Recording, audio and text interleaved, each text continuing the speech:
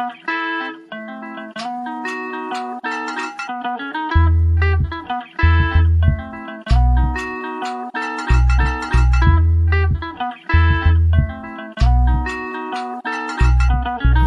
the podcast, hablemos de lo nuevo. 40 G's, G's que pasa en el terreno. Vienen jugadores y se van, traiga lo nuevo. A huevo. Doesn't matter where you from. Salvador, Mexico, Honduras, Nicaragua. Todo mi latino, come and listen for an hour. TikTok, que traemos lo que quiere. Todo lo que pasa dentro y fuera de las redes. Really? You don't know what it is. Reportamos con la lupa what we see at the digs. En las buenas y en las malas yo diré la verdad. Si cometen un error o tienen habilidad, la calidad del rival cuando viene a jugar. Facts. Yo no me muerdo la lengua. Got love for the crest in the city I came from. Los campeones de campeones y con copas mi race. No empezamos el programa, soy la voz de LA One. Soy la voz de LA One. Love. Yeah.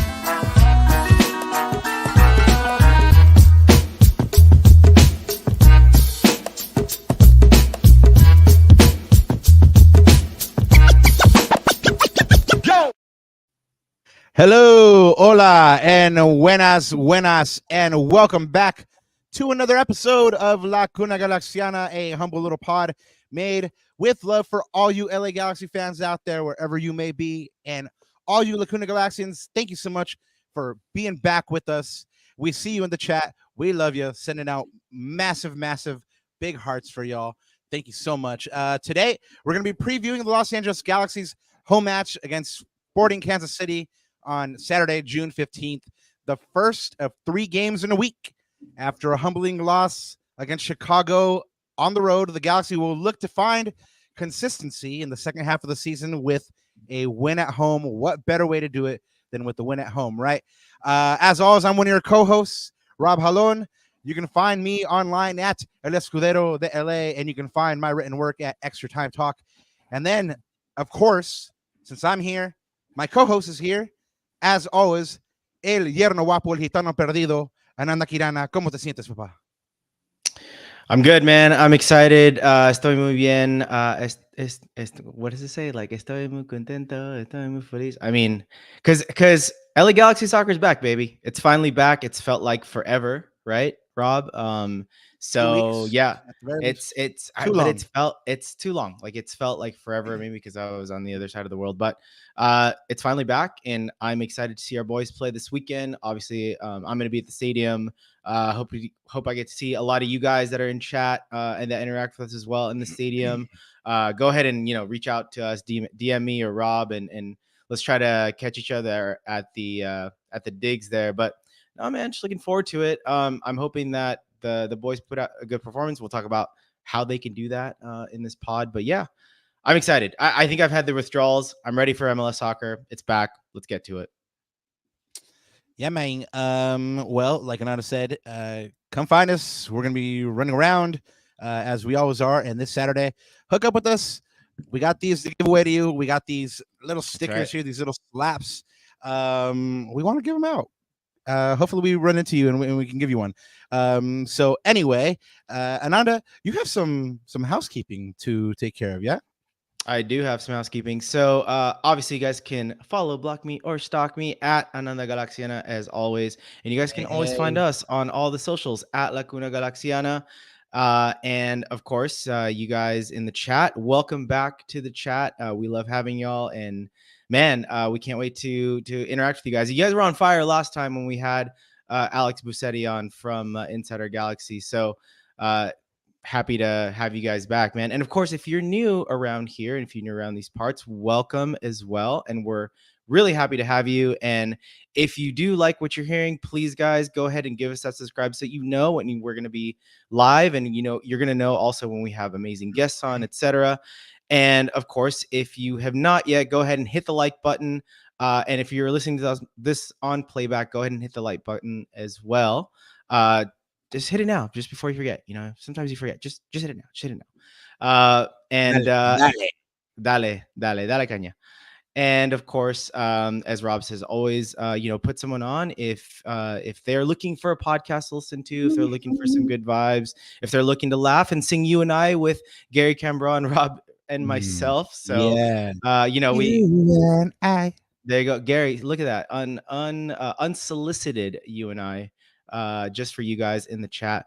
And of course, Roberto, como siempre, antes de olvidarme, buenos días, tardes o noches y bienvenidos a otro capítulo de la Cuna Galaxiana. Yeah, man. Well, let's get to it. We've got a lot of announcements. We've got some news, and we want to get into this preview to see how we can get 3 points from this SKC team that, by the way, gave us a little bit of trouble at their camp just a few months ago. Yeah. They were fortunate to come from behind and get that win. We'll get into that. Raulito G, Don Ruiz denying Seis, of course. It's interesting that you guys should be bringing up Don Raul 96 because we decided that today we were going to give away that shirt. Damn it! Somehow, some way. So we're doing a live T-shirt raffle at the end of the show. All you got to do is be on this pod and chat in Don Raul 96, and which a couple of you guys already have. So you guys are already entered. And Raul, you are not going to catch me slipping. Come and find me. I got a sticker for you. I swear to you, I will have it on me. Come hell or high water, it's going to be there for you. So anyway, Ananda, you have the graphic of the shirt, right? You know, the people need to know. The people need to know what they're getting into, right? So, man, this is Don Raul with the Thanos rings, all 5 of them, showing the lames what's up. And you know, you need to have this one. This is a collector's piece right here. So, like I said, chat in Don Raul 96, and maybe you will win it today. Lil Apple, we didn't forget about you, man. I am gonna send that out to you. Raul said he's going to catch me slipping. He caught me slipping right now because I haven't sent out Little Apple shirt. I am going to send that out to him. So anyway, this is the Don Raul shirt, y'all. Don't get caught lacking. Just chat in Don Raul 96. Keeping with T-shirts, Ananda, you actually put me onto this one. You made me super, super jealous. Of course, I would never wear this because it has a Philly Union on it. But this is that Raquinho, man. Come on, the homie Matt Pollard, friend of the show, he's been on before. He was wearing this the other day in his pod, and I just gotta say I'm massively jealous. First, because that mustache, Matt Pollard, is lovely.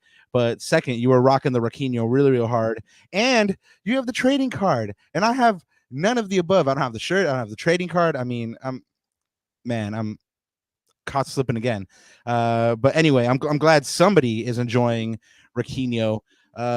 So anyway, shout out Matt Pollard. I'm glad to see that you love Raquinho as much as I do.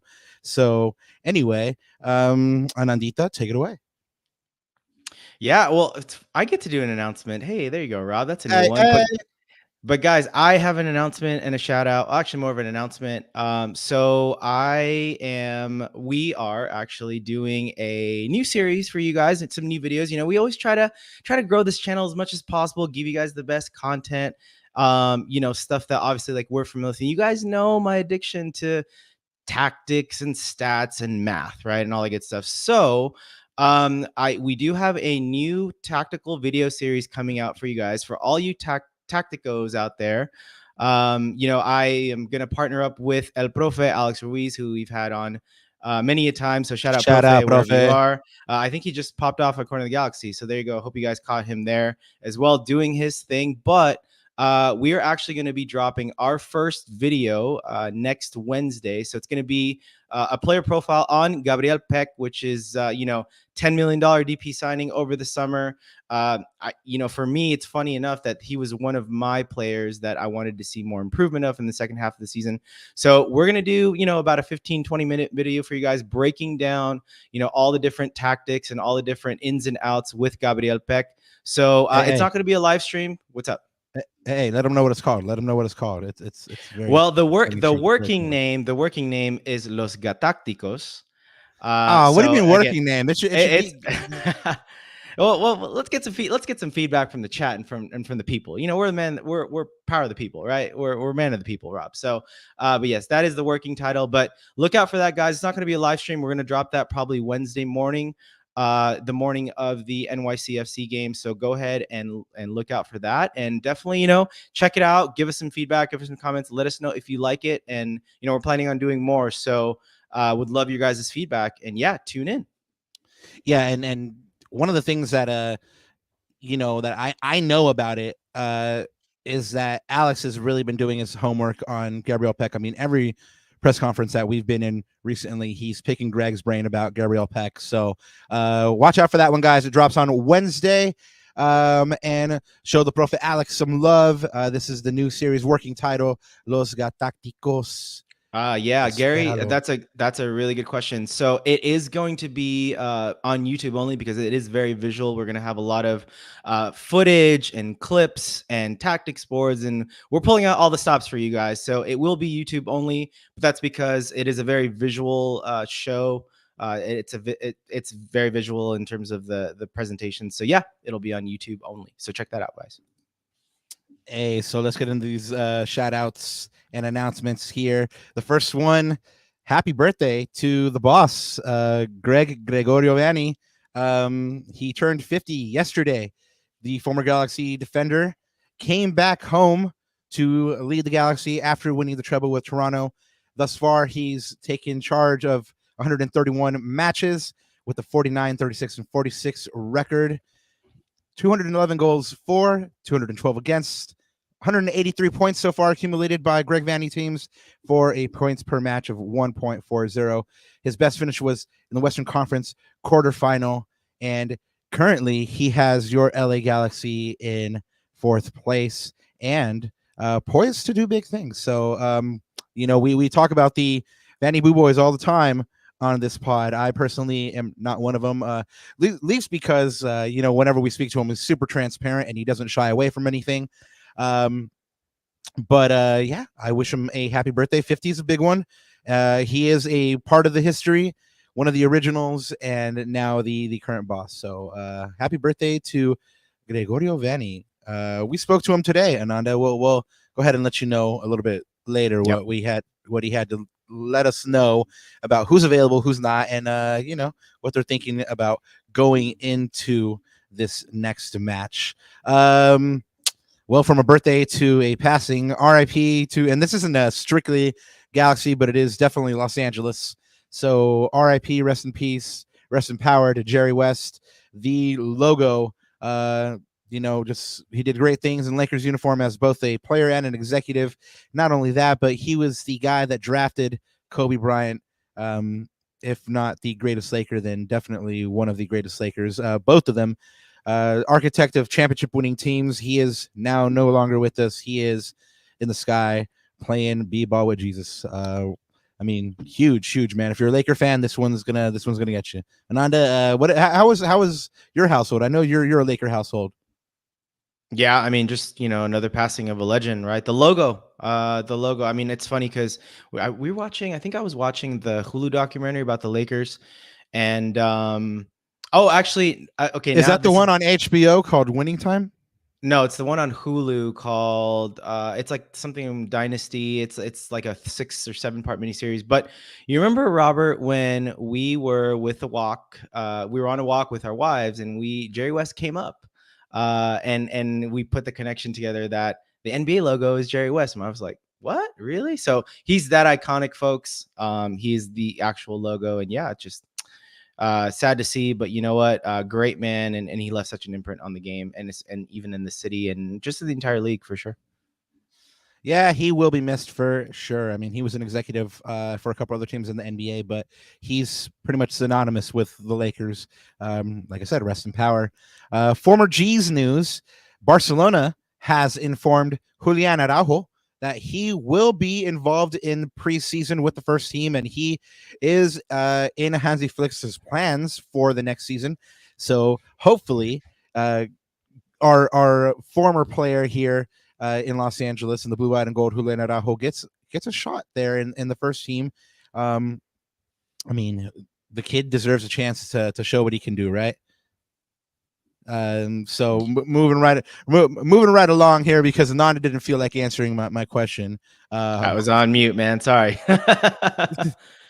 This guy. All right. So, guys, the LA Galaxy is celebrating Pride Month. They will be celebrating specifically Pride Night on June 15th. They will have a Robbie Rogers bobblehead to give away for Pride Night. The first 500 fans will go ahead and get this one. Ananda, like I said, I'm gonna try really hard to grab this one. That means being there early. You know, if I gotta do it, I gotta do it. So anyway, let's go ahead and try to pick up one of those guys. That's going down this Saturday. Other stuff going down this Saturday. And there it is, the Robbie Rogers bobblehead. So there it is, guys. More events on Saturday.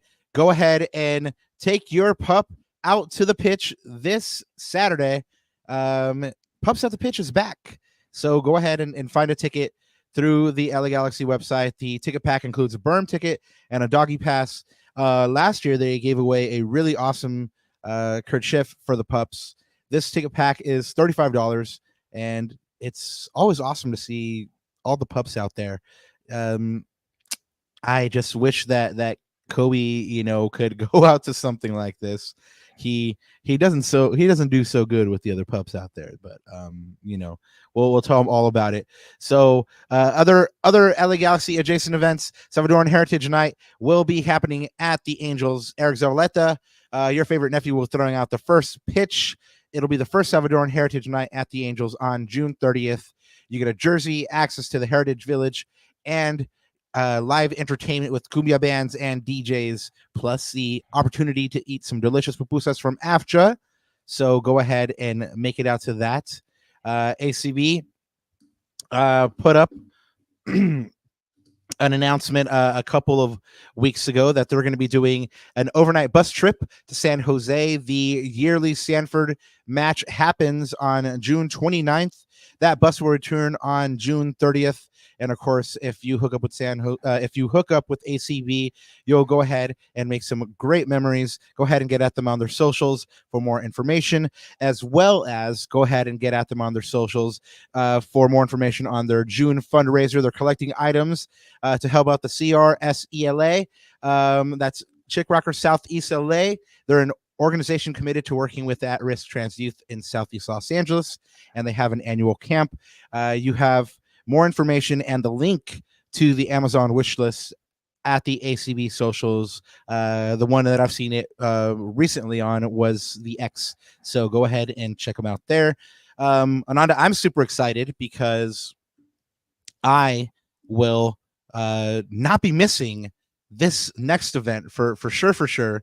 I'll be seeing our good friend Matthew from Comets SC at his Juneteenth event. Comets' Juneteenth event on Saturday, June 15th at 3:30 p.m. This is a barbecue tailgate, and now not only do you have food being brought in by My Father's Barbecue and some baked goods and DJs, but now you're getting this event sponsored by a local brewery, a local Black-owned brewery. So now there's going to be food, drink, tunes. It's gonna be in Lot 13. Go ahead and check them out. You'll see me there, Ananda. I mean, I gotta take you there too, man. So we'll definitely be there. And so if you guys come out, it should be a really good time. Obviously, there's some really good sponsors there too, man, and looking forward to some local brews and some good times and some good people. So, yeah, man, looking forward to it. Nanda, I was just looking at the chat here, and it might be that, Stephen Ma was here talking about the Celtics winning the NBA Finals, saying that Jerry West won't be around to witness it. I know that they were 3-up. Did they end up winning? And yes, F the C's for sure. Game 4 is tomorrow, I believe. So man, well, may the spirit of Jerry West go into Luka Doncic's body, and I suppose it's not impossible, right? But it's very improbable. But good luck to the Mavs. We're all rooting for him, especially if you're a Laker fan. But anyway, keeping it going here. G's Run LA, they are doing their 5K. They let us know that they're half full here. They're capping at 96 participants. So go ahead and sign up for this. It's going down on July 6th at Absolution Brew.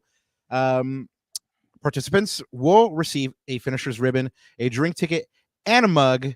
And of course, if you're participating in this, that means that you shouldn't go so hard at an event that happens just 2 days before the El Tráfico at the Rose Bowl. It's man, it's less than a month away. It's like 21, 22 days away now. It happens at 7:30, 4th of July. Of course, there's going to be fireworks. One of the biggest rivalries in MLS, if not the biggest, is happening that day. And man, it was lovely to see all the G's last year. I mean, just fill the Rose Bowl up with blue, white, and gold. I can't wait to see it again. I'll catch you guys there. That's another one that what's that Mbappe meme? I'll be there no matter what. Yeah, definitely. Yeah. Me too. The Eli Lesser meme. Yeah. Oh yeah, exactly. You know what? Why would I say Kylian Mbappe? I meant to say Eli Lesser. I mean, what you meant to say is the Kylian Mbappe of content. That's what you meant. So yes, exactly. Shout out Eli. Yeah, so guys, LA Galaxy are throwing some community events. They're doing a beach cleanup at Cabrillo Beach on June 22nd. This is for World Ocean Month from 3 to 5 p.m. on that day, June 22nd. And of course, if you go ahead and check this out, you can go ahead and hang out with some G's afterwards. They're doing a watch party at San Pedro Brewing Company when the G's take on RSL away. So go ahead and hit up the G socials for more information about that. I actually got my information on that from an email that they send out. So go ahead and watch out for those emails from the Galaxy guys. They usually have some good information about some events coming up. Speaking of big events coming up, big events, Liga G season 14. It starts on July 10th, 2024. And wouldn't you know it, Ananda, there will most certainly be a new champion, Mamba, who is the 3-time in a row champion, I believe, is taking a hiatus. They went undefeated in season 12. I mean, we played them in our first season here in Liga G with Lacuna Matata, and they are every bit as good as advertised, but they are on hiatus, so there will be a new champion. So it's anybody's ball game. A selection from a press release from the league. Season 14 is due to start July 10th. The league is in the process of confirming the teams participating prior to releasing the sign-up form. If you're interested in signing up a team, hit Liga G up on their socials at Liga_G96. If you want to sign up as a free agent, also hit up our socials so we can get you an invite into the Discord. You can drop the commissioner, Mauricio, a message for more information. You can find him on Twitter at pupusa_salada. So, guys, it really is a fun time. I mean, Ananda and I, we did it the first year this year, and we made a lot of good friends, a lot of good memories. We did get our team did get gold up quite a bit, but despite the hard times, we had a great time. And like the Prophet Alex says, I think we're going to be a problem this year. So watch out for Lacuna Matata. Do you want to do a recruiting pitch at all, or should we leave that for another time? We will leave that for another time. Let's get another official announcement from Mauricio, and then we will leave it for another time. But so shout out to Tab here, Vamos Lacuna Matata. So Tab, we'll see you next practice, buddy. Yes. Gary Cambron says 5K para la cruda. Yes, if you're doing if you're partying it up on the 4th of July and you're doing the 5K, just hydrate really well. Guys, we brought you on the last pod the humiliating loss that the US took on. I mean, speaking of Lacuna Matata getting trounced and just getting thrown around, that's what happened to the US against Colombia. And, just a couple days later, the same U.S. team comes out and puts in I wouldn't say brilliant, but definitely a very sporting fighting performance against number 5 ranked Brazil. Ananda, they tied 1-1 from, abject failure and people calling from Greg Berhalter's head. Not least myself, even though I've been saying, that anyway, another story for another time. let's keep this one positive because they did pull out a tie here against number 5 ranked Brazil. Guys, if you didn't catch this one, Rodrigo opened the scoring for Brazil.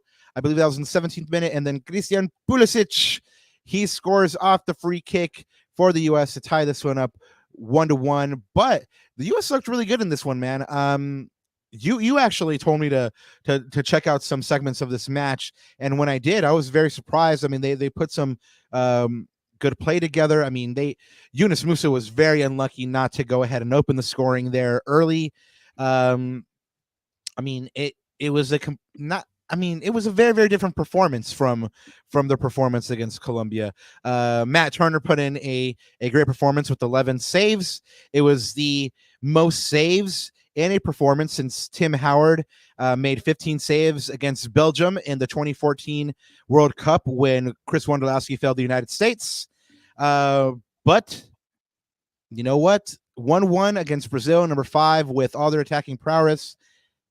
I'm not mad at it. They showed with the they showed right? first ever tie. Yeah, absolutely. Yeah. So they showed what they could do, and this is unfortunately it's kind of like one of those things like where you don't expect much from Greg Berhalter teams, but then you see them put in a performance like this and you're like, oh, you guys can play like this.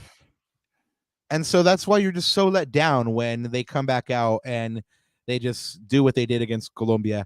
So anyway, but again, keeping it positive, they had great passages of play. Did you see anything in this one that you liked, Ananda? Yeah, I saw a few things. It's interesting that you brought up Turner. He had a great shot stopping day, but unfortunately the first goal that we gave up was actually his mistake. You know, it was him trying to pass out of the back. Right. I feel like this is like a clone always of John be throwing. McCarthy. Yeah, I feel like it's like a clone of John McCarthy. It's funny too because Matt Turner, of course, ex Arsenal goalkeeper, when he played, you know, that was always his Achilles heel, Robert, is because especially in the Premier League, you know, teams like to pressure high. And he did not do very well distribution-wise. I think that's his Achilles heel. But other than that, he had a great shot-stopping day.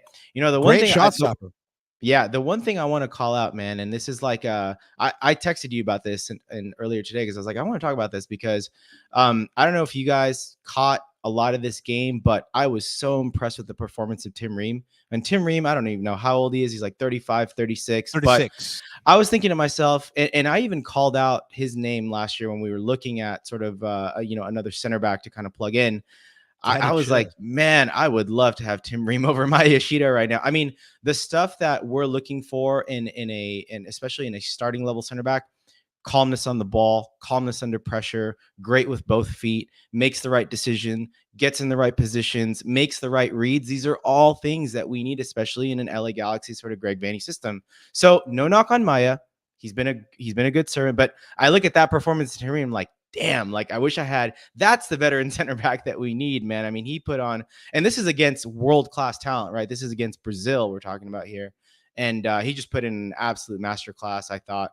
And I was like, yeah, damn. You know what, Robert? I don't know when his contract is up. You know, Martin Cáceres' contract is up this season.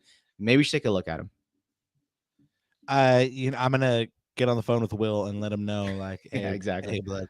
Because he answers all my calls. He just recently actually said this is his favorite pod out there in the entire world. So thank you, Will. No lies. That's actually the truth right there. So anyway, no, it could be. I mean, sure, Ream's serviceable, but he is 36. I mean, I'd like to see the Galaxy go out and get a center back that is all those attributes, but he's like 28 or 29, and he's. Oh man, but Ream plays like he's 29, man. And we'll talk about another guy that doesn't play his age in a little bit too. But yeah, again, something for us to look at. I think we need to cast a wide net, but in Will we trust, right? Yeah, he done miracles on us for sure. Gary Cameron says, isn't Charlotte interested in him? Yes, Charlotte is sending out Tim Ream. That at least that is the rumor out there. But anything can happen when it comes to contracts. And speaking of contracts, in today's presser, we had the opportunity to speak to Mark Delgado, and I asked him this question because a couple months back, Hercules Gomez, former G, he put up a a tweet saying, and this was after a particularly like really, really good Mark Delgado game. And mind you, he's been pretty fantastic all season. So Herc goes, Mark Delgado is out of contract at the end of the year. Galaxy fans, the Galaxy should be doing everything they can to re-sign him. He has a Mexican passport. Liga MX teams should be looking at him, right? And ever since then, Ananda, I can't sleep, blood. I cannot sleep, man. Like, this one has just been driving me crazy. You know how, like, when you're a kid and you lose something, like one of your favorite possessions, and you just think about it like you're an adult all these years, like, that's how manic I am on this one. I'm like, damn, they need to get this one over the line. I mean, Will Kuntz and Greg Vanny both speak about this guy in glowing terms. So I asked him today, just because like I kind of contained myself. I was like, I can wait a little bit, but no, we are in the second half of the season. So, we are just a couple months away from the season being done, man. It's flown by. So since his contract is up, and mind you, he has a 1-year option, I wanted to ask him, how he feels about everything. And all the love that he's getting, and then if he wants to stay in LA, like what his mindset is. And so he said this: every time we step on the field, there's a pride. I always have a pride to play for the badge and for this club. I love that. And yeah, I definitely enjoy being out here representing this club and the fans every time I step out there. But definitely I have the door open for what's to come, but I definitely love to continue my career here, but I'm not looking that far. Still got a second half of the season to go, and my focus is here, and hopefully winning a championship at the end of the year. So let's unpack that, shall we? Well, on one hand, he says that he hopes to stay with the Galaxy, but he has the door open for other opportunities. So this is like one of those big things that you're like, if you're sending the love notes to your paramour, like, will you go out with me, will you not go out with me? Like, I don't know what's going on here. He says he wants to stay with the Galaxy, but he has a door open for other opportunities. But then he did say he's not actually thinking about that. He's just focused on the season, which I'm glad that he is. And then he's focused on bringing another MLS Cup to Los Angeles. So what are your thoughts on this one, man? Well, I just said a moment ago, right? This is a guy that doesn't play his age. He's like almost 30 years old, but man, he's still got a motor, still got an engine on him. Go ahead and fact check on that, Robert. I feel like he's in his late 20s. But again, he doesn't look like a guy that's regressing in terms of his ability to cover ground. I mean, we've looked at all those graphics, Rob, that floats around on X. I think it's on either PFFFC or one of those. And he's always up there in like distance traveled, right? Like always up there in those stats. So he does not play his age whatsoever. 29. There you go. That's what I thought. I thought so. But here's the he just turned 29. He just turned 29. Well, here's the really important distinction, Robert. You know me with facts and figures. So a couple things to note, right? Number one, he's not cheap. He is almost $900,000 a year player. That does take a big chunk of your salary. And again, if you ask yourself the question, for an important midfield piece like him, for, like I said, the best two-way player on this team, is that a contract that has really good value, or is that something that the front office and management say, we could do better with that contract? I'm leaving that open-ended. I think I know where my head is at with that, because like I said, I think he's the best two-way player. But here's the other thing, Robert. This is the important thing.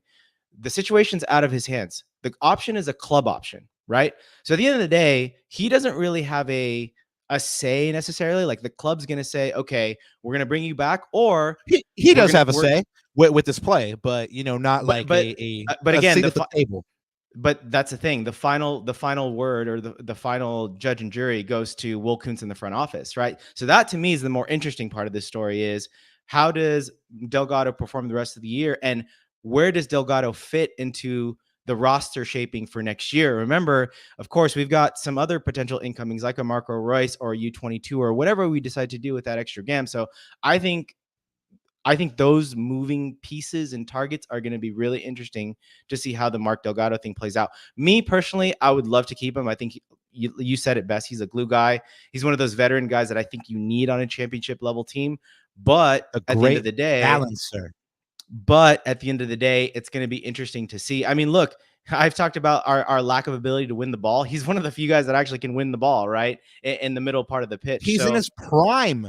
He's just 29. He's in his prime. I mean, like, honestly, you don't give him the club option. I mean, I really wonder about who you bring in. But anyway, that's just me advocating for Mark. And I don't think he liked my question, to be honest. But, you know, I will defend it. I will defend this man. I saw him take a big gasp. Yeah, I don't think he liked my question, but you know what? I'll defend his ability to be on this team again. And again, he kind of said it like I will dictate, you know, what happens with my play. But yeah, if it were me, man, this is a no-brainer. He's in his prime. He's producing. He's one of the glue guys on this team. He's one of the best players for this system. The only way I see him not staying is if, for whatever reason, Greg Vanney leaves at the end of the year. You know that, and yeah, I mean, so if that, but no, other than that, I would want him to say. I hope it happens. Mark, por favor, quédate. Yeah, last thing I'll say on this is I think value for money for his contract. There's not a lot of other players I think in MLS. I think of a guy like Blom, for example, in St. Louis. He's been kind of in and out with injury, but a guy like that would maybe replace Mark Delgado. But again, Mark Delgado has won a championship in this league. He's got a lot of experience. I don't know you can find better value for that contract in the league. I could be wrong about that, but that's just me thinking on top of my head. And then, you know, you also got to consider that Gaston Bruggeman is currently injured, and you know we'll talk about that too, because we did ask Greg about that, but he's currently injured, and that, you know, makes Mark that much more important in this midfield. Gaston came off of a terrible injury. He missed a lot of last year, and he's coming back, and he hasn't found the consistency yet, you know, to be out there and get a run of games, like 10, 15, 20 run, you know, games in a row. And that actually seemed to be the theme of today's press conference, Ananda. I mean, Greg spoke about it, finding consistency. Mark spoke about it, finding consistency. And yeah, I mean, they do, and Gaston hasn't found it, unfortunately. I mean, when he plays, he's fantastic. I mean, he's instrumental, and he's one of the best progressors of the ball in MLS. He's just vital to this team, but of course he needs to be on the pitch, and then that's why Crespo says Delgado is a grinder. Yeah, he's a grinder, and he does whatever needs to be done in the moment for the team. And with, you know, Gaston Bruggeman being out, he becomes that much more important. And obviously he's, you know, 29 is still young, you know, for the world, and for, like I said, he's in his prime. So he's really the guy right now that, you know, Edwin Cerrillo is going to be looking to. Other midfielders like Tucker Leppley are going to be looking to, because he's been in the league for a cool minute, just like Diego Fagundes, you know. So, well, anyway, I've given my impassioned plea to keep Mark around. Hopefully Will heard it, because like I said, this is his favorite podcast. So Will, you know what to do, buddy. Anyway, guys, if you didn't hear about it at the top of the show, we are giving away a t-shirt. Finally, we're giving away this t-shirt. We're trying to anyway. All you have to do, if you just popped in, is write in the chat Don Raul 96, or as our good friend Raul said, Don Ruiz the 96. Don Raul 96 gets you an entry into this raffle drawing. What are we calling it, Ananda? No, it's either a raffle or drawing. Sorteo. Un sorteo, la quiniela. Hey, let's go. All right, guys. Well, anyway, good luck to you. Like I said, all you got to do is type in Don Raul 96 and you are entered. Good luck to you. May the odds be ever in your favor. All right, let's get into some game time. You ready? Let's do it. Órale, vámonos. All right, guys, you guys can find this match on Apple TV. Unfortunately, it is not one of the free matches this week, so you have to have that Apple subscription. But Apple is calling this one of the games of the match day. Certainly, whenever the Galaxy and SKC get together, it is always a fun time. Let's look at where these teams are going into this match. Of course, if you caught our mid-season review, you know a lot of this already. But for those of you who haven't caught it or who just need a refresher, here we go. Through 17 matches played in 2024, the Galaxy hold a 7-3-7 record, 32 goals for, 25 against. So progression there in the defensive stats, but of course they can always improve. I think everybody recognizes that the Galaxy will go as far as the defense takes them. So 25 is good. They can do better. They have 28 points earned. They are in fourth place in the Western Conference standings. They have been as high as second in the first half of the season.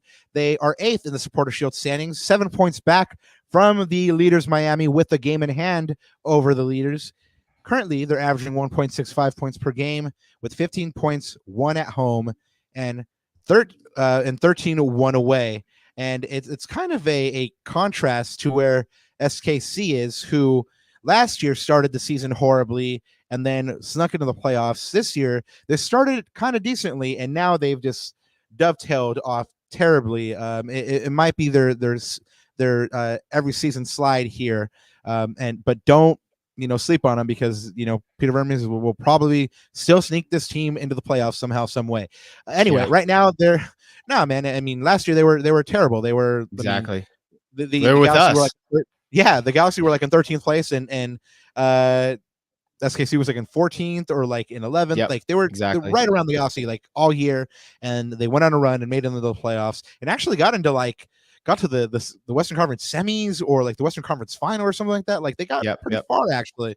But right now, those days are long in the memory. Right now, they're 3-5-9, 26 goals for with 32 goals against. Man, that's more goals than the Galaxy defense right there. Right now, they're 12th in the West. They're on 14 points. They're averaging 0.82 points per game. However, their last match was a 2-1 win, a much-needed win over the Seattle Sounders.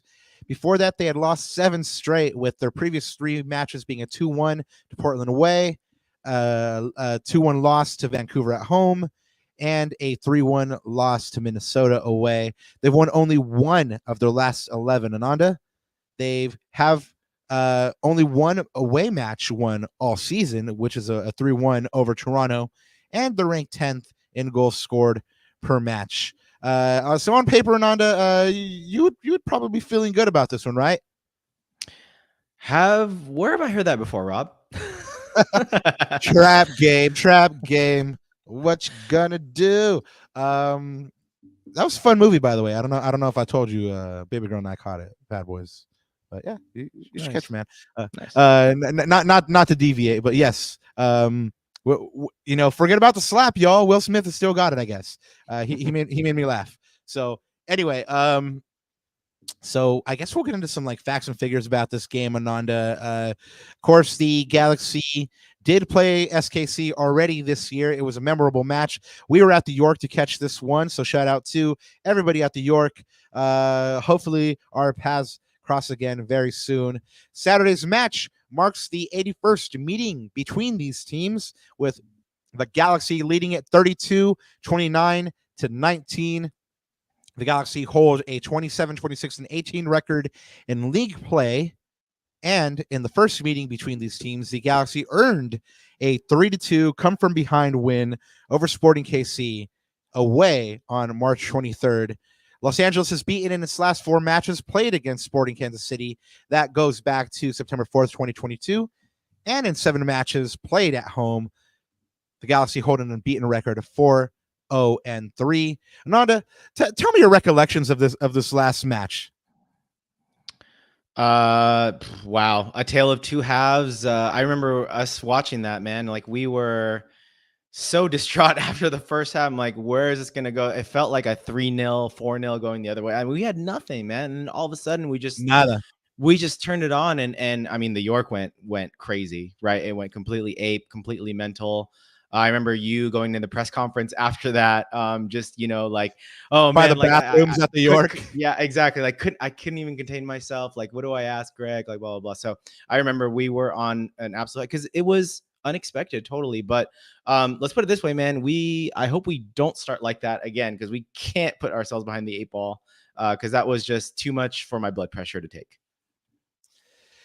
Yeah, they got nothing in the first half, just like you said. What worries me is that they haven't really been great offensively recently. We covered it in the last pod how they've Right. kind of trailed off in goals.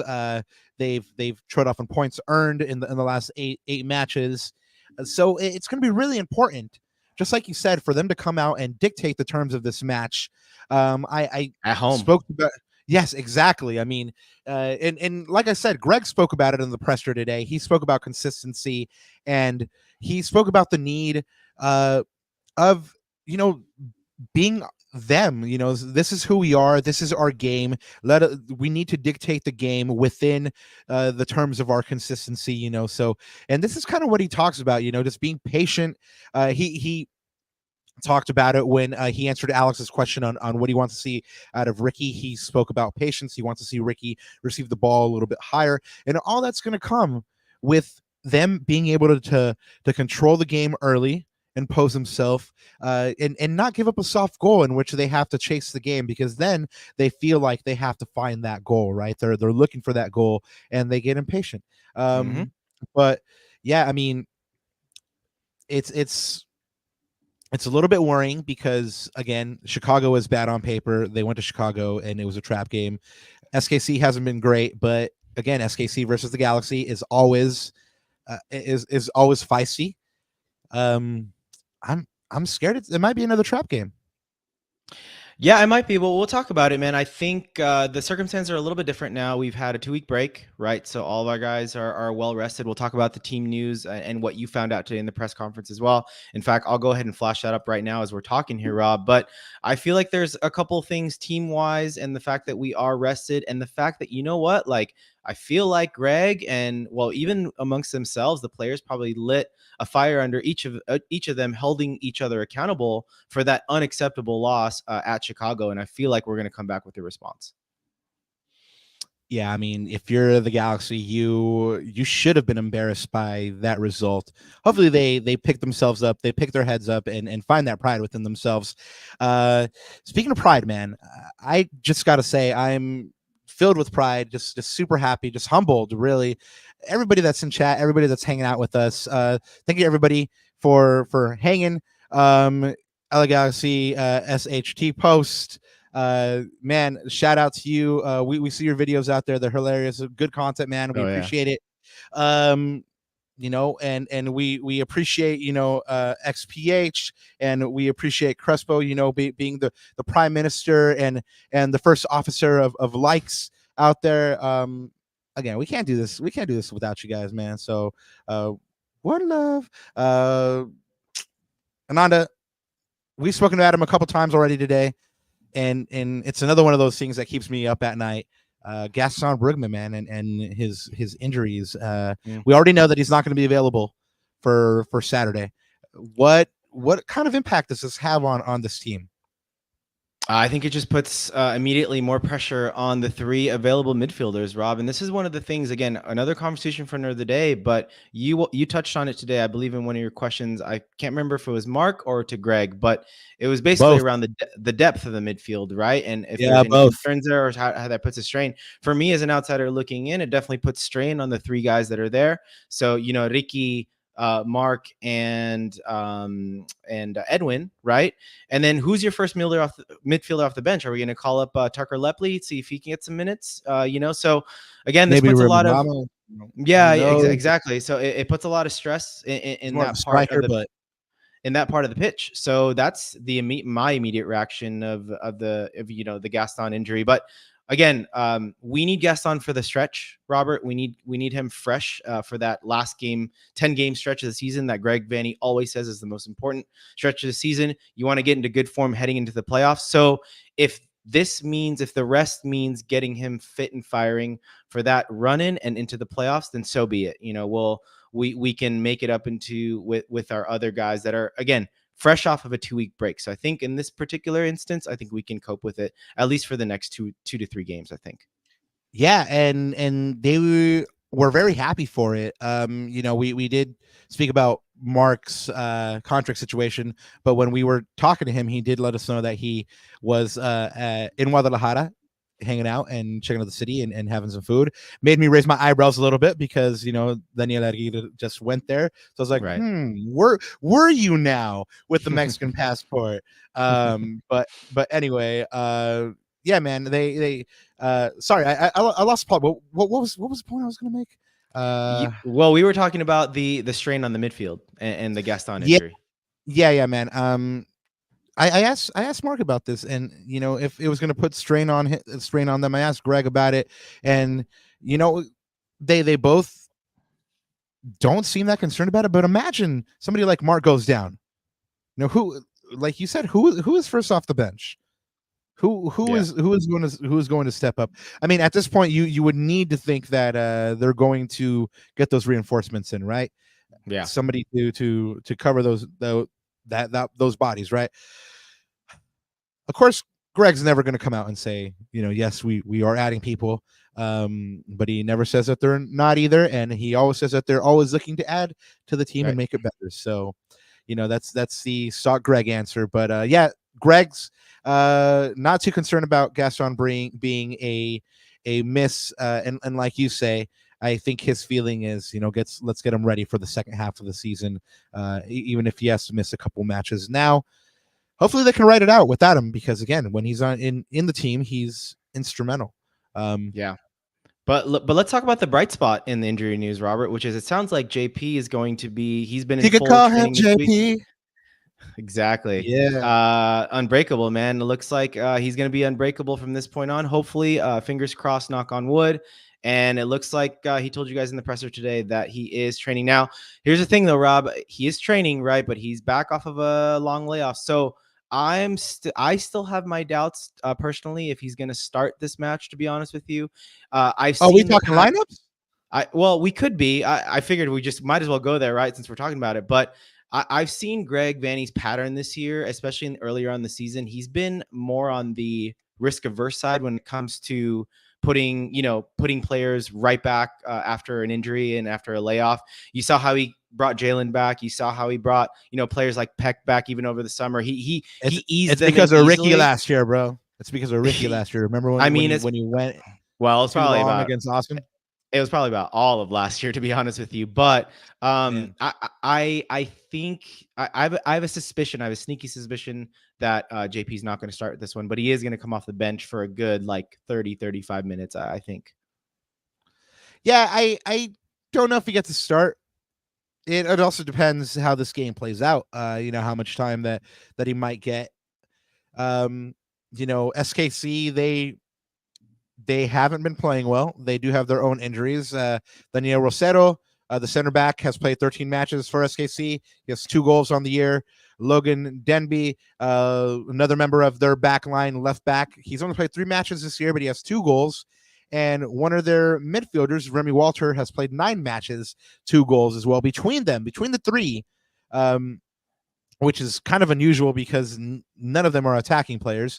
They've scored 6 out of the 26 goals scored by SKC, which counts to almost 24%, Ananda. So you have producers for this team that are going to be out. We've already talked about Gaston. We've talked about JP. Who do you think gets the nod for the Galaxy at center back?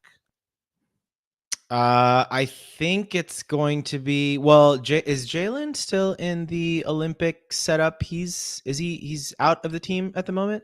I think he should be back. I think it was just a one-off. I mean, I'm pretty sure it was just the one game and everybody's on the way back. So if there is an impact for that, then I'm guessing it's going to be Martin and Maya. But if not, I mean, I would rather start Jalen. But again, Jalen saw no time in that game, by the way. Okay. Well, let's see. If he looks like he's fit, I would start him in there. But again, I've seen the pattern with Greg this year. He's been very risk averse when it comes to injuries, so it might be Martin and Maya. Rel G asks, "Are we just not going to see Garces besides the G2 team?" I asked Greg about this one as well. I asked him specifically what he liked out of Amiro in that G2 game, VCFC. Galaxy Comms would hate to hear me call them G2, so sorry about that, Galaxy Comms. VCFC it is. yeah, and he said that he saw a lot of good things out of him, but he's just not there like match fit wise. He saw a noticeable drop off in quality of passes, and just being able to read the game as the game went on, maybe around the 65th minute, and then he spoke to him afterwards and said he was gassed. So and Greg's spoken about bringing this guy on slowly. He's spoken about that he is a problem, very, very hard to beat one-on-one, and he's going to be an asset for this team. So he is now training again with the first team. So I think it's one of those things where he just needs to feel confident that he can handle the pace of the game. At the moment, they seem to have the rotation of Maya Martin or Maya Jalen. And if you don't need to use them yet, don't use them. I think Chicago would have been the most ideal opportunity if you're up, a 4-1, 3-1, give him his debut, get him out there for a couple minutes, but it wasn't to pass. He saw some time with VCFC, and Greg really enjoyed his performance. So, it's going to be one of those things where we just got to be patient. On Ananda said risk adverse. I think it's another one of those risk adverse things, not trying to put him into a situation where he's going to fail. I mean, last year, the Galaxy were forced to do things like put Kelvin Leerdam in as a center back in El Tráfico. So I think Greg wants to avoid situations like that where he's setting him up to fail. I think he's going to be, from what Greg says, a good player. I mean, they're very high on him right now, as evidenced by, them spending the money on him just to not just get him on loan, but just to buy him outright. So Will hasn't missed yet. Well, people will say Miguel Berry, but let's see what the second half of the season builds. Hey, 9 out of 10 ain't bad. Yeah, and you know what? The season isn't over. How do we know Miguel Berry's not going to go out there and score like 5 or 6 goals and redeem himself? You know what? It's a new half of the season, Ananda. New half of the season. So anyway, last thing on the lineup. Do you think that we'll see more of Johnny now? I mean, especially with all these rumors going on about maybe him departing. Well, I was going to say too earlier, speaking of JP coming off the bench, I mean, what a great weapon to have. Let's say if we are in the situation that we do need a goal, we're tied, or we're chasing the game. What a great situation to be in, Robert, where you have 2 speedsters coming off the bench, JP and Johnny Perez. Both have, speed, and Johnny has the acceleration. JP just has the absolute sprint speed, right? Breakneck speed. So what a great weapon to have, or great weapons to have off the bench. I think in that respect, I think we're in a really good position there. I hope he does get a lot of the minutes. It sounded like Greg was talking about that, with Danielle's departure, I think Johnny's getting a lot of those minutes that maybe Danielle would have gotten. So yeah, I think it'll be, it's funny. It's interesting to hear the rumors around him too, but I hope he stays, man. And I have a sneaky suspicion that I think the Galaxy organization do like him. They want him to stay, and hopefully he stays and puts in good shifts for us. Yeah, I know that they like him. I mean, Greg speaks about him all the time.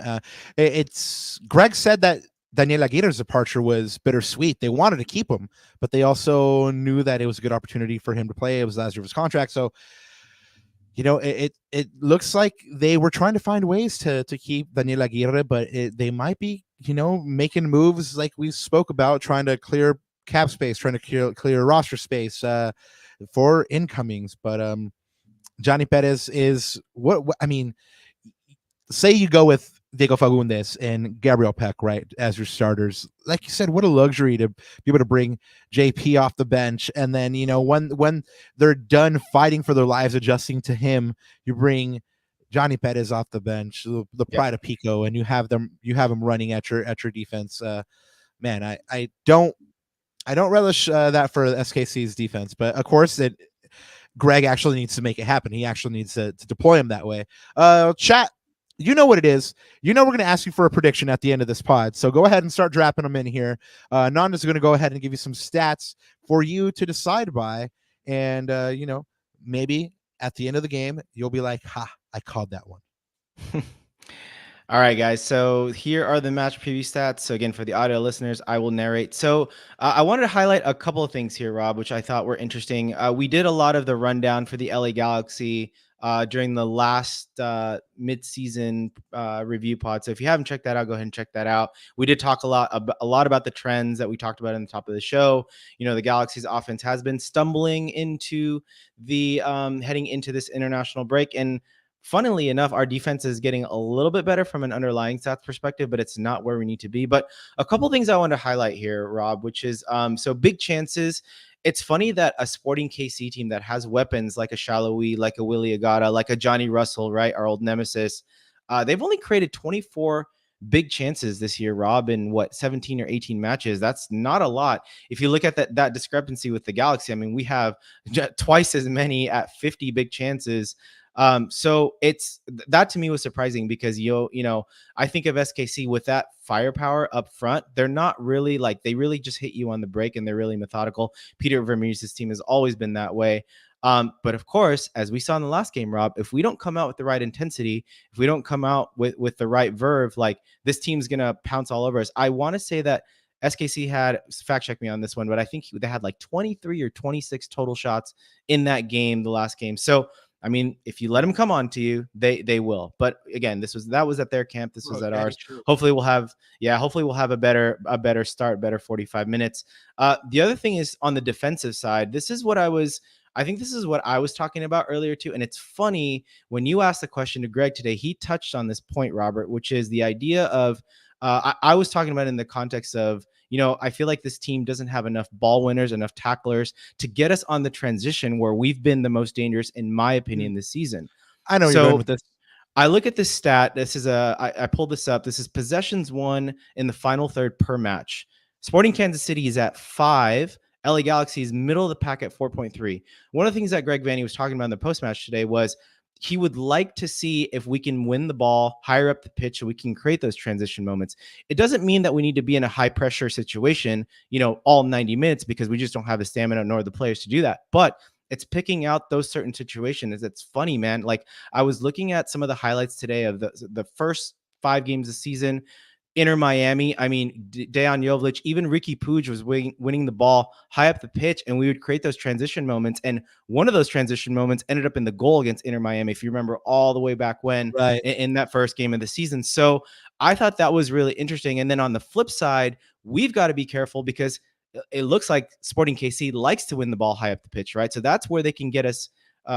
They can be dangerous on that side of the pitch. So we've got to be really tidy. We've got to watch out. We've got to break that line of press. But I thought that was interesting. So like defensively, we'll see if the team takes to heart what Greg Vanney's preaching about finding those certain moments, because as I said, we are the most dangerous in transition, especially if you've got weapons like a Gabriel Peck, like a JP running down your throat on the other end. Yeah, I mean, you've said it. Greg's said it. He's admitted it. You know, so it's I wonder why this team focuses so much on the possession game when they're just so deadly on that transition counterattack. You actually mentioned SKC's big 3 up there, the captain Johnny Russell, and then the other 2 DPs, Alan Pulido and Daniel Shallowy. Did I say that right this time? Shallowy, yep. Hey, yeah, look at that. There's another point for you, Gary. Yeah. So these 3 cats, they account for about 26% of SKC's goals. I mean, we called out 3 players who are injured for SKC that are not that, you know, they're important because every player is important on a team, but they aren't Johnny Russell, Alan Pulido, and Shallowy important. I mean, these guys have consistently been a thorn in LA Galaxy's side, especially this man pictured right here, Johnny Russell. I mean, he wasn't really that involved last game. I can't remember if he played or if he just came on very, very late as a late substitute. But he wasn't that involved, or he didn't have that big of an impact that I can recall. And then, you know, just man, this guy when he's playing against Galaxy, it's like he finds like an extra gear, or like the hate within him for the Galaxy like propels him to greater heights or something like that. But out of these three, Ananda, I mean, Russell's my guy from this team that I fear. I don't like him. I would love for him to be a Galaxy player one day, though. Just because he gets under your skin. He's like Jamie Vardy that way. He just gets under your skin, man. Um, Yeah. Out of the three, though, for you, which is the biggest danger man for SKC? It's interesting. Well, I would normally say Johnny Russell. I haven't watched much of him this year, so I'm not sure form wise like how he's looking. But honestly, based off of the last match that I saw, I think you have a graphic for him. I think it's this guy, man. It's funny. He's the guy that doesn't get a lot of the attention, but I remember him in the first half. He was an absolute menace, man. He would just run down that side. I believe he was on Mickey Yamane's side, and he was giving him an absolute handful. He's a very tricky customer. He's very speedy. He's he's a really good on the dribble. He takes his man one-on-one, and like I said, he's sneaky fast. So I think he's a guy that we've got to watch out for. And he's one of those guys where all the attention will go to Alan, all the attention will go to Johnny, and then Daniel Chaloui just sneaks up on the back end and taps it in, right? So I think we've got to watch out for his speed on that right side. Yamane, honestly, both Yamane and Julian Aude, both fullbacks are going to have a handful. But I think, if we do stop them, like I said, if we win the ball back in certain situations of the pitch, then we're going to have to force these guys to play defense. So that's going to be the interesting tactical battle here on what goes on both flanks. We called out the big three for SKC. Gary Cambron also wants to call out William Agata, who scored against the Galaxy in the last match. Right. I think he scored the second goal. So yeah, you got to watch out for that guy as well. Nanda, for you, who is the danger man for Los Angeles? Off a set piece, by the way. Remember that Achilles heel, Rob? Set piece. Ooh, the set piece. Yeah, I put out a tweet about that today. I mean, Greg said, they were better in the second half of the season, and they were. They gave up less set piece goals. But he says that's something that they still need to do better on. Again, consistency. Just he preached it. He said it a couple different times. Consistency. Mark said it a couple different times. Consistency. Mm-hmm. So you said danger man, right? Yeah, who do you think's got to go out for LA? I mean, you have JP coming back. Ricky was on a tear. Gabriel Peck has been great at home. Then you also have Dejan Joveljic, who has, after like a really, really bright start, has quietly just done his thing and hasn't gotten a lot of the shine. But he's still, I believe, like fifth in the Golden Boot race right now. So which one of those guys, or is it somebody like Mark? Yeah, I'm going to go with the chess master, man. And actually, I'm going to be more specific. I'm actually going to go with the combination of Ricky Puig and Dejan Joveljic, who the last game against SKC was absolutely deadly on the transition, right? You remember a couple of those slide rule passes. I remember there was one shot that Decky had that came from a slide rule pass. He actually missed the first chance. I don't know if you remember that, Rob. Right. Can't remember if it was a goalkeeper save. No, he was off. He was offsides, right? Just by a smidgen. Yeah. But then there was another one. But then there was another one too, and I think he just missed it point blank. But he finally got another chance, and then he buried that last one. And I think I remember we were talking to shout out Eddie Nags. We were talking to him about this after the show, and then we were and the Nag boys, yo. Yep, we were keep on nagging. We were we were bigging up the Dejan's resilience. So I want to see that resilience after a long layoff, coming back from a 2-week break. I'm sure he's hungry for goals. He didn't start the last game. Miguel Berry did, so I'm sure he's hungry to go ahead and score those goals and put the Galaxy back on track. But I think that combination, again, down the middle in the transition moments, I think that is going to be, especially, like I said, my suspicion is I don't think JP is going to start this game. Therefore, that combination is going to be the unlock for the LA Galaxy. Yeah, man, it's deadly when you got Ricky Puig running down the middle, and then you got those wingers also flanking him. Hopefully that's the game plan. I mean, it worked last time against SKC, but again, they deployed that kind of in the second half, in the second half of the second half. To borrow a Greg term, and then that's where they were able to turn the game around. I agree, but I also think that if the game is in the balance and they bring on JP, for those last 30 or whatever, he's going to have to show his quality. And, I back him to get back into the goals. I mean, when he went out injured, he had hit the post a couple different times, had a couple games where he had point blanks that he didn't put away.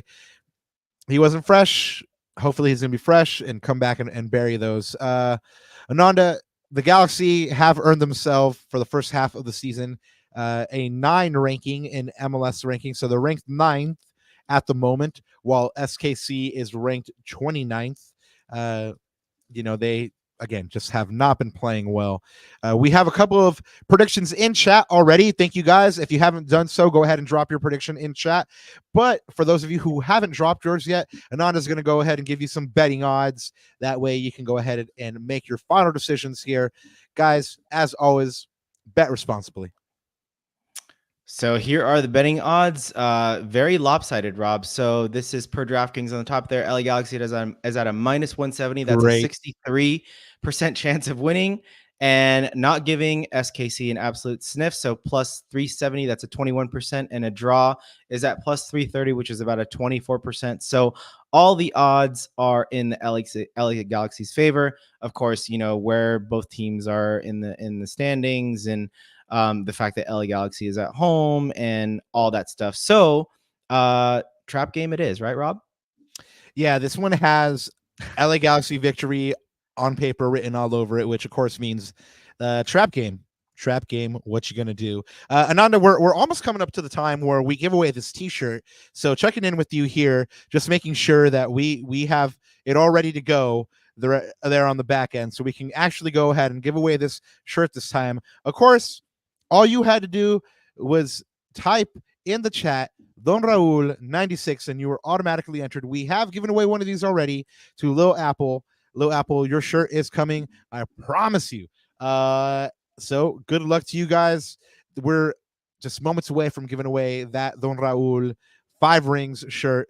But before we do, let's go ahead and get some predictions out there. We have a couple of them in chat. Let's see what the good people out there have to say, Ananda. Crespo says a 2-1 Galaxy win. It's Chris with the 2-2 draw. A couple draws here. Scott Wilmot as well with a 1-1 draw. Oh, that would not be good. But yeah, no, I wouldn't take that. Romises 3-0. G's up. I like the confidence. Gary Cambrone. So 3-1. We give up the goal first. Oh, why can't I click on that? There we go. 3-1. We give up the goal first because William Magada is faster than our defense, and then we react and win 3-1. It's gonna be interesting though whether they start Willie Gata or not. He did not start the last game. So it'll be interesting what they go with lineup wise there. Hector says 3-1 Galaxy. Ricky, Peck, and Fagundes. SoCal says 3-3 tie. Oh man, that'll be an interesting one. And that's all we got, man. So I think it's time for us to give our predictions. I don't know who went first last time, but you know what? Te toca, Roberto. All right, I'll go with it. Really quick before we get to our predictions, we were caught lacking a little bit because we didn't mention to you guys, and of course you guys probably already know this, but Euro starts mañana. Tomorrow the Euros kick off. Germany plays Scotland at 12 p.m. Good luck to our friend Billy Fong out there who will be supporting Scotland. They could take our lives, but they will never take our freedom, son. Go ahead and go get them, Scotland.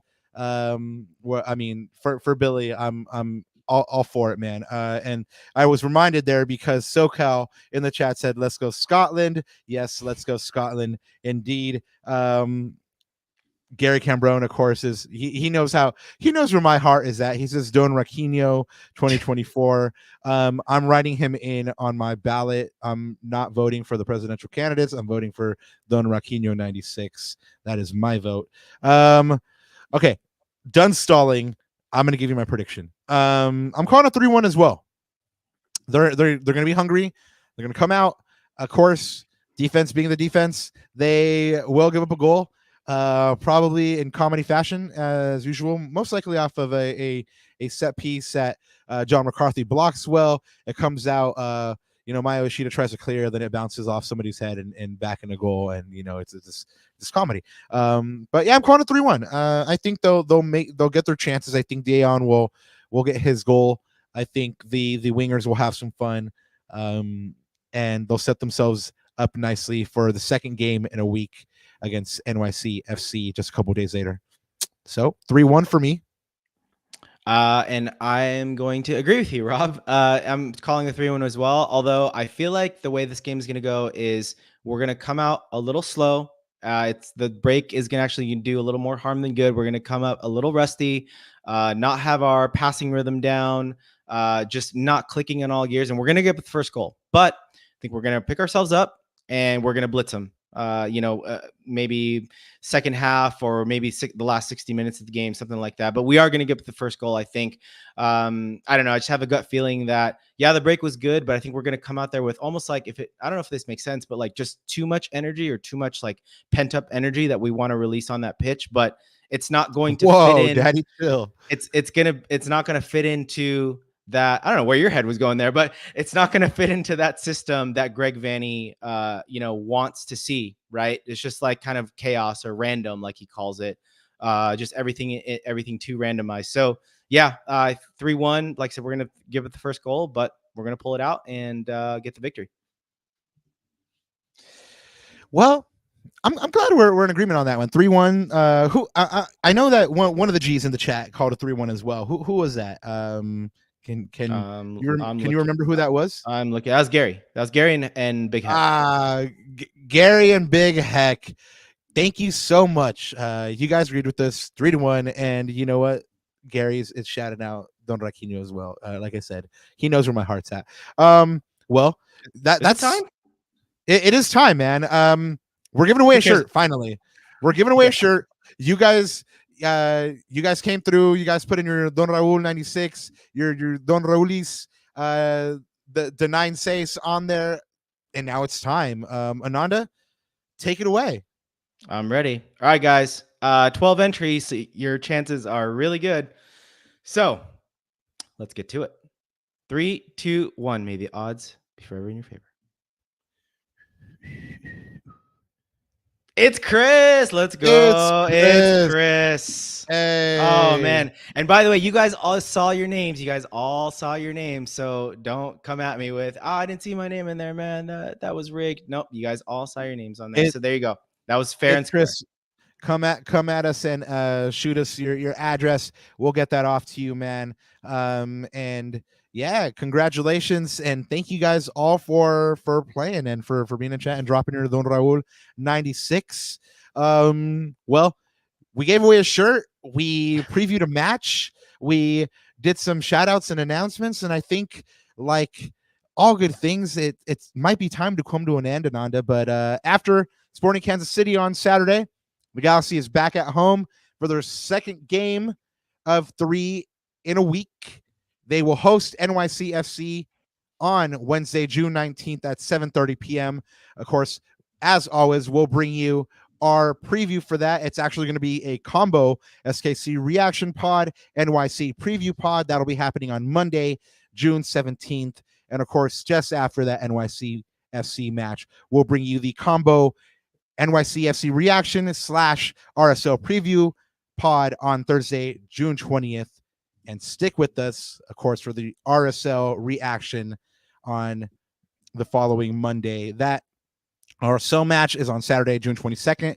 It is away.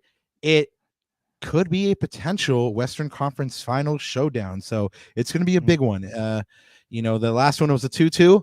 RSL jumped out to a 2-0 lead before the Galaxy came back to tie it 2-2. It's going to be a big one. I know that we're going to be following along very, very closely to that one. Ananda, anything else to add before we get on out of here?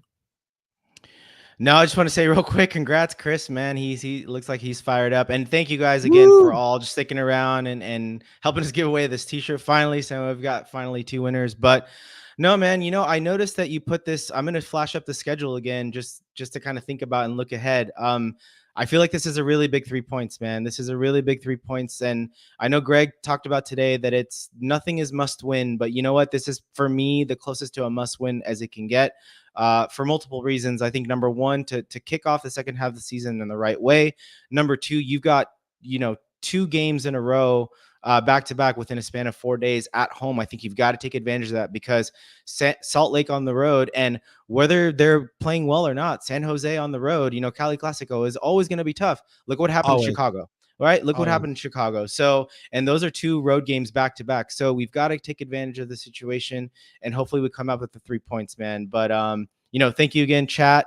And we'll see y'all next time. you brought up this graphic here with the schedule. Bring that on back. Yeah, since you brought it up, these next 6 games are instrumental, and really 7 of the next 8 are going to be a good litmus test for where the Galaxy are truly going to end up for the rest of the season. I mean, Sporting Kansas City is, like I said, always a war with the Galaxy, and then you have NYCFC, who's been great in the East. You have a tough match away against Real Salt Lake that will again be perhaps a Western Conference final showdown. You have a Cali Clásico away, which is always tough. And then you have El Tráfico on the 4th of July, followed by Minnesota, who is up in the standings as well. So the next 6 matches are going to be key for the season and how many points they can come away with. Of course, we'll always be here to bring you everything you need to know on all those matches, bringing you previews, reactions, bringing you special guests. Of course, if you're here and you're listening to this pod, you found us on youtube.com at Lacuna Galaxiana. If you haven't subscribed, go ahead and do so. You'll know when all these pods are dropping. You'll know when Los Gatácticos is dropping. You'll know when we're giving away t-shirts. And yeah, man, hopefully we get to see you guys there on the interwebs, and you guys find something to enjoy about this pod. But without further ado, and without girding the lily, I think we've come to the end of our time here. We can't wait to see you guys on Saturday. Like we said, Ananda and I will be milling about, giving away stickers. Hopefully you guys find Ananda, SADA. Remember, I declared it's open all season. So see Ananda, drink Ananda all season. If you find them, make them drink. We'll see you at the digs on Saturday. Go Galaxy. One thing left to say, besides thank you to all of you guys. G